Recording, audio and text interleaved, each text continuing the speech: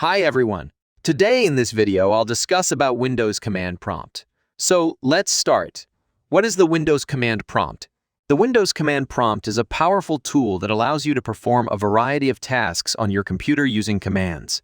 It's a useful tool for advanced users, as it can allow you to automate tasks, troubleshoot issues, and perform actions that may not be possible using the graphical user interface.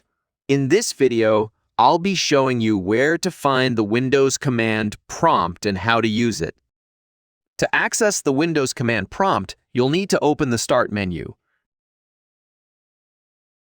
and type CMD into the search bar. This will bring up the Command Prompt program, which you can then click to launch.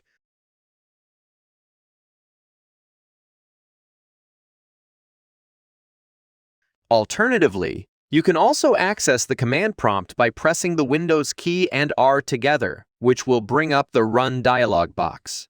From here, you can type CMD and press Enter to launch the command prompt. Once the command prompt is open, you can enter a variety of commands to perform tasks on your computer. Some common commands are showing on your screen. This first command used to list the files and directories in a folder, and the second one to change directories.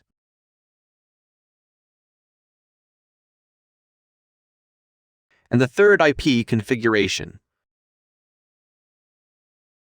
You can also use the command prompt to run programs and scripts, as well as access other tools like the Task Manager or the Disk Management utility.